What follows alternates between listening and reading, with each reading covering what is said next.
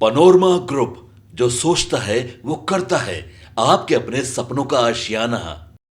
भारतीय लोकतंत्र में संयुक्त संसदीय समिति यानी जॉइंट पार्लियामेंट्री कमेटी एक अहम संसदीय औजार है, जिसे घोटालों की जांच और नीतिगत सुधारों के लिए गठित किया जाता है। मगर सवाल ये है कि क्या जेपीसी सच में प्रभावी होती है या फिर ये सिर्फ एक राजनीतिक हथियार बनकर रह जाती है। इतिहास में झांकें तो ये समिति कई हाई प्रोफाइल मामलों की जांच कर चुकी है, लेकिन उसकी सिफारिशों का क्या हुआ ये अलग बहस का विषय है। अब सबसे पहले बात करते हैं जेपीसी के गठन और कामकाज की प्रक्रिया के बारे में। दरअसल जेपीसी को दो तरीकों से गठित किया जा सकता है। पहला, लोकसभा में प्रस्ताव पारित कर और राज्यसभा की सहमति से, और दूसरा, दोनों सदनों के अध्यक्षों के आपसी निर्णय से। इसकी सदस्य संख्या हर बार भिन्न हो सकती है, लेकिन लोकसभा के सदस्यों की संख्या राज्यसभा के मुकाबले दोगुनी होती है। इसके अलावा जेपीसी को अधिकार होता है कि वह विशेषज्ञों, संस्थानों और आम नागरिकों से साक्ष्य ले सकती है, और यदि कोई गवाह समिति के सामने पेश नहीं होता तो ये संसद की अवमानना मानी जाती है। हालांकि सरकार राष्ट्रीय सुरक्षा का हवाला देकर कुछ दस्तावेजों को साझा करने से इनकार कर सकती है, और इस पर अंतिम निर्णय लोकसभा अध्यक्ष का होता है। एक दिलचस्प पहलू ये भी है कि आमतौर पर मंत्रीगण जेपीसी के सामने पेश नहीं होते, लेकिन 1992 के शेयर घोटाले की जांच के दौरान वित्त मंत्री और स्वास्थ्य मंत्री को विशेष अनुमति से बुलाया गया था। इससे साफ होता है कि जेपीसी की शक्ति कितनी अधिक है, लेकिन राजनीतिक समीकरण इसमें कितना हस्तक्षेप करते हैं ये भी देखने लायक है।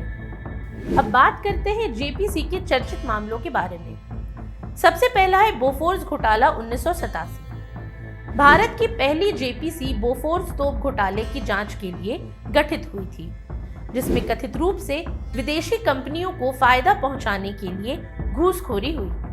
कांग्रेस के बी शंकरानंद की अध्यक्षता में बनी इस समिति की रिपोर्ट विपक्ष ने पूरी तरह से खारिज कर दी थी। इसके बाद आते हैं हर्षद मेहता स्टॉक मार्केट घोटाला 1992। 20 लाख से 2000 करोड़ तक के खेल ने पूरे देश को हिला दिया था। इस घोटाले की जांच के लिए गठित जेपीसी ने सिफारिशें दी, लेकिन उन्हें पूरी तरह लागू नहीं किया गया। रामनिवास मिर्धा की अध्यक्षता वाली इस जेपीसी ने कई अहम बिंदु उठाए, लेकिन कार्रवाई सीमित रही। अब तीसरा है केतन पारेख शेयर घोटाला 2001। 105 बैठकों के बाद इस जेपीसी ने अपनी रिपोर्ट दी, जिसमें शेयर बाजार सुधारों की सिफारिश की गई थी। हालांकि इन्हें बाद में हल्का कर दिया गया, जिससे ये सवाल उठता है कि क्या जेपीसी सिर्फ दिखावे के लिए बनी थी। अब चौथा है 2G स्पेक्ट्रम घोटाला 2011। ये घोटाला भारतीय इतिहास के सबसे बड़े घोटालों में एक था, जिसमें सरकारी खजाने को लाखों करोड़ों का नुकसान हुआ। पीसी चाको की अध्यक्षता में बनी जेपीसी ने जब तत्कालीन प्रधानमंत्री मनमोहन सिंह और वित्त मंत्री पी चिदंबरम को क्लीन चिट दी तो विवाद और बढ़ गया। विपक्ष ने इस जेपीसी पर पक्षपात का आरोप लगाया। पांचवा है वीवीआईपी हेलीकॉप्टर घोटाला 2013। अगस्ता वेस्टलैंड हेलीकॉप्टर घोटाले की जांच के लिए गठित इस जेपीसी को 3 महीने में रिपोर्ट सौंपनी थी, लेकिन रिपोर्ट का क्या हुआ ये आज भी बहस का विषय बना हुआ है। इसके अलावा संयुक्त संसदीय समिति ने समय समय पर कई महत्वपूर्ण विधेयकों की भी समीक्षा की है, जिनका उद्देश्य नीति निर्माण को अधिक प्रभावी और व्यावहारिक बनाना रहा है।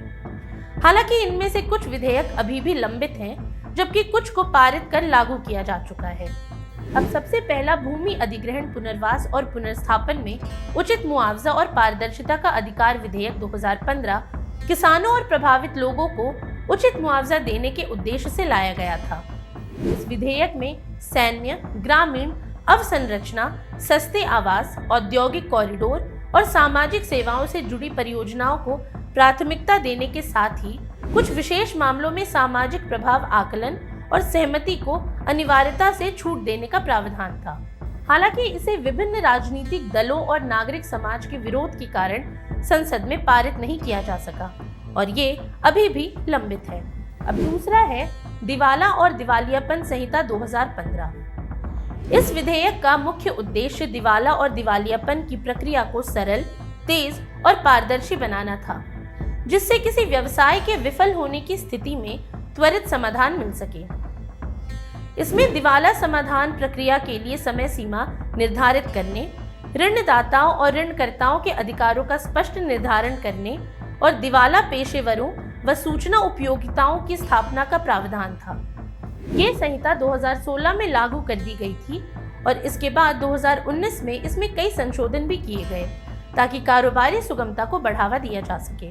2016 में प्रस्तावित नागरिकता संशोधन विधेयक 1955 के नागरिकता अधिनियम में बदलाव के लिए लाया गया, जिसमें अफगानिस्तान, बांग्लादेश और पाकिस्तान से आए हिंदू, सिख, बौद्ध, जैन, पारसी और ईसाई शरणार्थियों को भारतीय नागरिकता देने का प्रावधान था।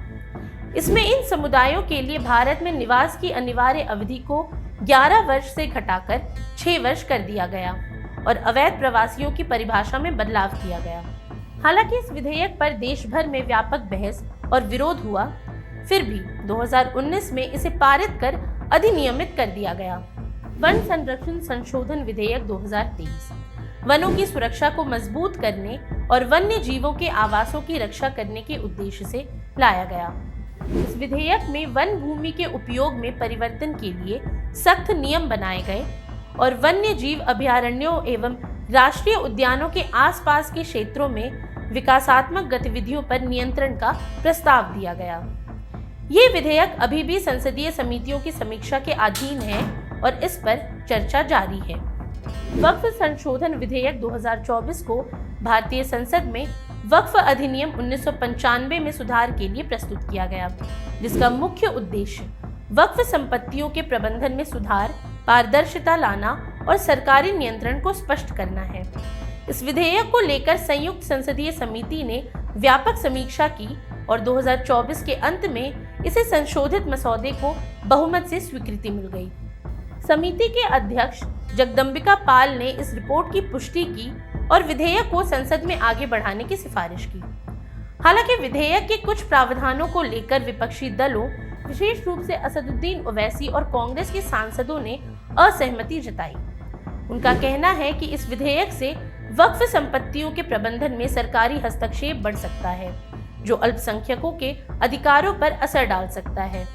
अब ये विधेयक संसद में विचाराधीन है, जहां इसे चर्चा और वोटिंग के बाद पारित किया जा सकता है और सांसदों द्वारा इसे आवश्यक समझे जाने पर कुछ और संशोधन किए जा सकते हैं। इस विधेयक के पारित होने के बाद वक्फ संपत्तियों के प्रबंधन में सुधार की उम्मीद जताई जा रही है, लेकिन विपक्षी दलों का विरोध इस बात को दर्शाता है कि विधेयक में कुछ प्रावधानों को लेकर विवाद हो सकता है।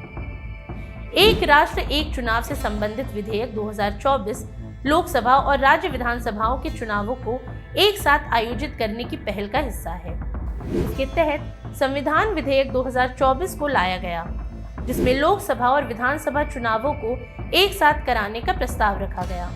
इसके अलावा केंद्र शासित प्रदेश कानून संशोधन विधेयक 2024 के माध्यम से दिल्ली, पुडुचेरी और जम्मू कश्मीर की विधानसभाओं के कार्यकाल को समन्वित करने की कोशिश की गई। हालांकि ये विधेयक अभी चर्चा के दौर में है और इसके लिए व्यापक राजनीतिक सहमति की जरूरत होगी। अब गौरतलब है कि जेपीसी को भारत की सबसे ताकतवर संसदीय समिति माना जाता है, लेकिन सवाल ये है कि इसकी सिफारिशों पर कितना अमल होता है।